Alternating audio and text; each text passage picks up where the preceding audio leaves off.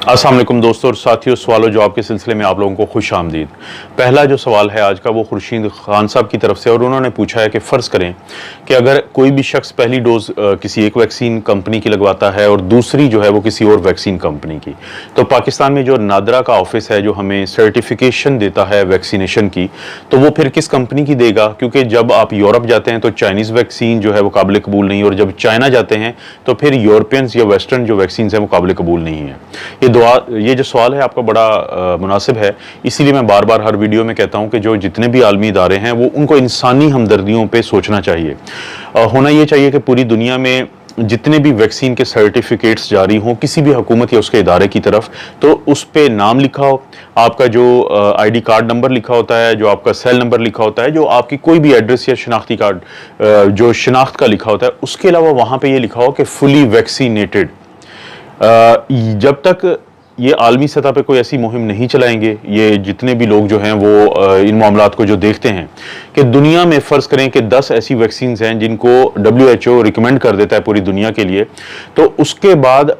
Fully vaccinated जो है वो बड़ा करके लिखा जाए और कहीं पे भी जिक्र हो कि कौन सी वैक्सीन लगी है। ये वाहिद तरीका है ये पूरी दुनिया में तमाम इंसानों को एक सुख पहुंचाने का वैक्सीन के बाद। लेकिन जो मौजूदा सूरत हाल है उसमें भी लोग वैक्सीन लगवाने के बावजूद भी इसलिए परेशान हैं कि ये मुख्तलिफ हुकूमतें जो हैं वो अपने सियासी मकासद के लिए ऐसे फैसले कर चुकी हैं कि जिसकी वजह से आम जो लोग हैं वो काफ़ी ज़्यादा परेशान हैं, जैसे आपने बात की। जहाँ तक मेरा ज़ाती ख्याल है, मुझे तो ये लगता है कि नादरा को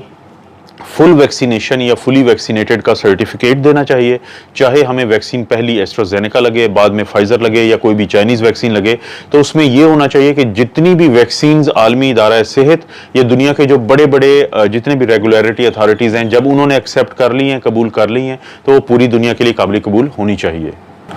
अगला जो सवाल है वो अब्दुल्ला जान साहब की तरफ से है। उनका ये कहना है कि ये जो मिक्सिंग और मैचिंग वाली स्ट्रेटजी है, तो इसको ना अपनाया जाए, बल्कि सिर्फ सारी दुनिया में अगर फाइजर लगा दी जाए तो उससे लोगों को फ़ायदा हो जाएगा। उन्होंने फिर मिसाल दी है कि उनके एक अंकल थे जिनको साइनोफार्म के बाद एस्ट्राजेनेका जब लगाई गई है तो उनको क्लॉटिंग का इशू बना और उनके लिए वो काफ़ी ख़तरनाक साबित हुआ।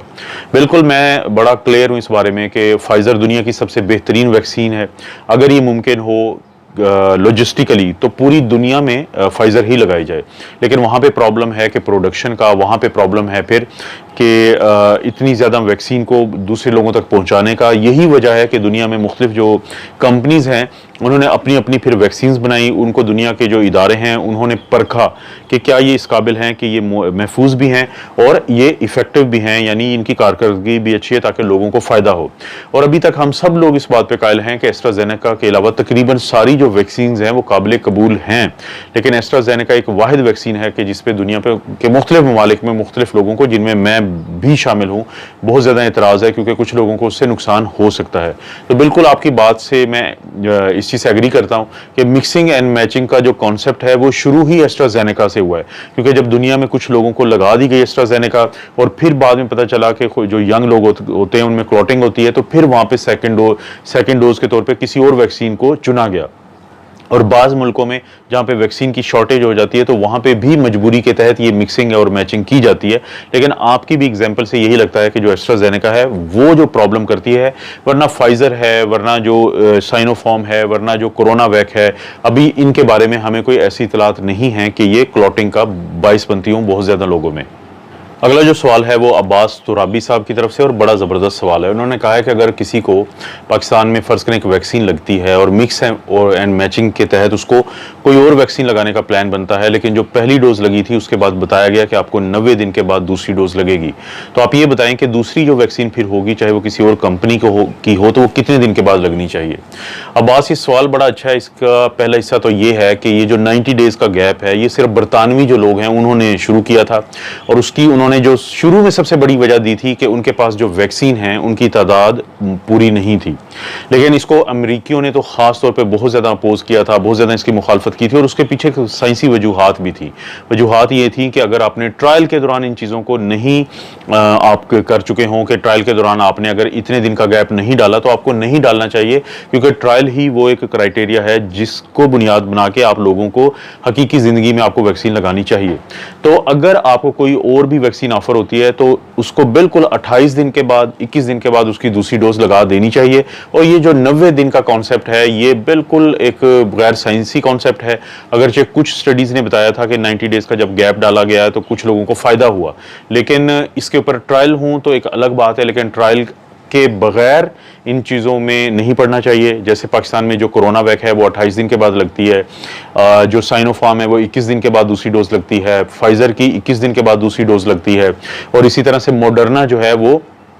28 दिन के बाद दूसरी डोज लगती है। कैनसाइनो की सिंगल डोज होती है, जॉनसन एंड जॉनसन की सिंगल डोज होती है, नोवोवैक्स जो आएगी आगे वो भी 28 दिन के वक्फे से लगती है, इसी तरह 21 दिन के वक्फे से स्पुतनिक भी लगती है। तो मेरा यही जवाब है आपके लिए कि अगर आपको फर्ज करें एस्ट्राजेनेका पहले लगी है तो मेरा नहीं ख्याल कि कोई ज़रूरत हो कि 90 दिन के बाद ही आपको दूसरी डोज लगे, बल्कि 28 दिन यानी 3 से 4 हफ्ते के बाद आपको दूसरी डोज दे देनी चाहिए। दोस्तों अगला सवाल भी बड़ा अहम है और ये फैसल नईम साहब की तरफ से है। उनके सवाल के 2 हिस्से। उन्होंने पूछा है कि क्या किसी भी शख्स को जब वो कोरोना से रिकवर हो तो कितने अरसे के बाद उसको वैक्सीन लगवानी चाहिए। फैसल, पहले मैं इसी सवाल का जवाब दे देता हूँ। कोई भी शख्स जो कोरोना से रिकवर हो जाए तो उसको 1 महीने के बाद वो किसी भी वक्त अपनी वैक्सीन लगवा सकता है। और दूसरा उनका सवाल है कि तमाम वो लोग जो कोरोना से सेहतयाब होते हैं तो क्या उनमें एंटीबॉडीज़ बनती हैं। ये इसका मैं आपको बड़ा एक साइंटिफिक जवाब देता हूँ कि वो तमाम लोग जिनमें बहुत ज़्यादा बीमारियां पहले से ना हों, जिनमें कोई कैंसर की ऐसी बीमारी ना हो कि जिसकी वजह से इंसान को मुदाफ़ियती निज़ाम को दबाने वाली दवाइयाँ उस वक्त ले रहा हो, तो वो तमाम लोग जिनके अंदर उनका जो इम्यून सिस्टम है या मुदाफ़ियती निज़ाम है वो बेहतर काम कर रहा होता है, तो उनके अंदर कोरोना से कुदरती तौर पे निकलने के बाद एंटीबॉडीज़ बनती हैं। लेकिन अगर वो लोग जो मसाइल मैंने बताए हैं वो निकल तो आते हैं कोरोना से, लेकिन उनकी एंटीबॉडीज़ बड़ी कमज़ोर बनती हैं, जिसके बाद उनको री इन्फेक्शन का किसी हद तक दूसरे लोगों की निस्बत ज़्यादा डर होता है। अगला जो सवाल है वो है सना फैसल साहिबा की तरफ से। उन्होंने पूछा है कि पाकिस्तान में जो फाइज़र आई है ये लगाना क्यों नहीं शुरू कर रहे। सना, इसका देखें जो सादा सा जवाब है कि पाकिस्तान जैसे मुल्कों में क्योंकि ट्रांसपेरेंसी नहीं होती, आपको मामलात का पता ही नहीं चलता कि बिहाइंड द कर्टन क्या चल रहा है, पर्दे के पीछे क्या हो रहा है,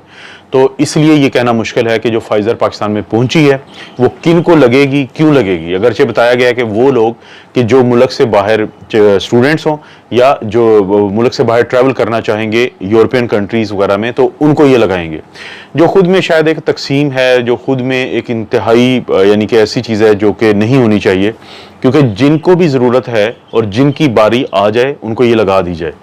क्योंकि ये दुनिया की सबसे बेहतरीन वैक्सीन तस्वर की जाती है। तो मेरा तो यही ख्याल है कि ये जो वैक्सीन आई है इसका गैर मुनसिफाना इसकी तकसीम होगी, ये मखसूस लोगों को लगाई जाएगी और बाकी सारा एक आई वॉश होगा। बाकी ये सिर्फ दिखावे की चीज़ें होंगी जो हमें और आपको दिखाई जाएंगी। अभी तक तो इसके बारे में बहुत क्लियर बात नहीं हुई कि किसको ये लगा रहे हैं, लेकिन जो तकसीम भी की है कि जिस तरीके से कहा गया, हालांकि सबसे पहले ये होना चाहिए था, मेरा अपना ख्याल है कि क्या होना चाहिए था कि जैसे ही ये पहुंची हैं 1 लाख डोजेस या 10 लाख जो पहुंचेंगी, तो आपके माशरे के वो लोग जो जिनकी जान जा सकती है इस कोरोना की वबा से, जिसमें आते हैं बुजुर्ग, जिसमें आते हैं वो लोग जिनको सेहत की बाकी मसाइल का सामना है, या कोई भी ऐसे लोग चाहे वो जवान ही हो लेकिन खुदा न खास्ता उनको ऐसी बीमारियां हैं कि जिसकी वजह से कोविड होने के बाद उनको कॉम्प्लिकेशन आ सकती है, और प्रेग्नेंट खवातीन, उनको ये लगाएं। और ये इसमें मत देखें कि ये किसकी रिलेटिव है या कितनी पावरफुल है, बल्कि जो भी पाकिस्तानी उस नंबर पे आता है कि जब उसकी बारी आ जाती है तो उसको ये फाइजर की वैक्सीन लगा दी जाए। तो अभी तक इस ये लगना शुरू नहीं हुई, जैसे ही लगना शुरू होगी तो सना मैं आप लोगों को जरूर अपडेट करूंगा।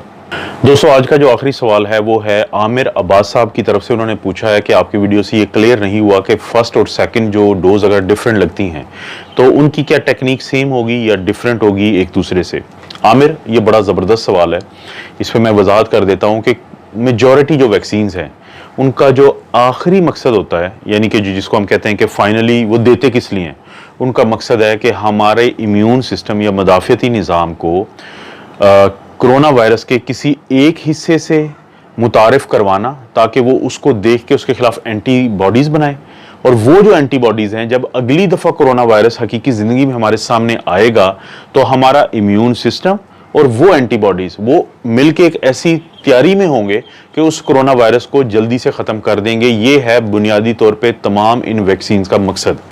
जो टेक्निक है उसकी शायद इतनी इंपॉर्टेंस नहीं है। मिसाल के तौर पे मैं आप लोगों को बता देता हूँ कि जो साइनोफार्म है और कोरोना वैक है, और इंडिया की जो कोवैक्सिन है, ये तीनों की तीनों वैक्सीन जो इनएक्टिवेटेड वायरस है उसको हमारे जिस्म में ऐसे भेजती हैं कि इनके ऊपर जो स्पाइक प्रोटीन होती है उसको पहचान के उसके खिलाफ हमारा इम्यून सिस्टम जो है वो एंटीबॉडीज बना देता है।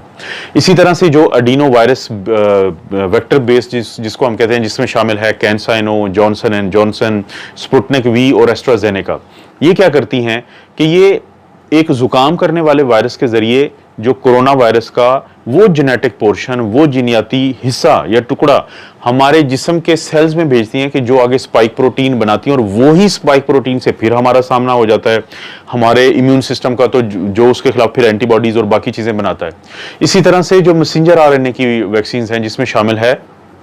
एक तो फाइजर है और एक मॉडर्ना है, वो भी मैसेंजर आरएनए एक जो लिपिड नैनो पार्टिकल है उसके अंदर लपेट के भेजते हैं एक ऐसे हिस्से को जो जेनेटिक पोर्शन है कोरोना वायरस का, जो स्पाइक प्रोटीन बनाता है, और वो भी स्पाइक प्रोटीन बन के सामने आती है तो हमारा इम्यून सिस्टम उसके खिलाफ एंटीबॉडीज बना देता है। और आखिर में जो मुस्तकबिल में, जो करीब मुस्तकबिल में आने वाली एक नोवैक्सिन वैक्सीन है, तो वो भी स्पाइक प्रोटीन को हमारे जिस्म के अंदर भेजती है, जिसके खिलाफ हमारा जो मुदाफ़ती निज़ाम है वो एंटीबॉडीज बना देता है। तो क्योंकि टेक्निक कोई भी हो, उनका मकसद एक है, तो इसलिए ये फर्क नहीं पड़ता कि पहली दफा जो वैक्सीन लगी थी और दूसरी डोज के तौर पे लगी थी, उसकी टेक्निक क्या है। वो जिसको अंग्रेजी में कहते हैं ना कि all is well that ends well, जब नतीजा सबका एक है तो फिर उसके बाद असर भी एक जैसा होगा। तो उम्मीद है इससे आपको थोड़ी समझ आई होगी कि टेक्निक की अहमियत नहीं है, बल्कि उस वैक्सीन का महफूज होना और कारकर्दगी उसकी होना ज़्यादा अहमियत है। दोस्तों, ये थे आपके आज के सवाल और ये थे उनके जवाब। आप अपना और अपनी फैमिली का ख्याल रखें। अल्लाह ताला आपको और आपकी फैमिली को हर किस्म की बुराई, बीमारी और आजमाइश से महफूज रखे।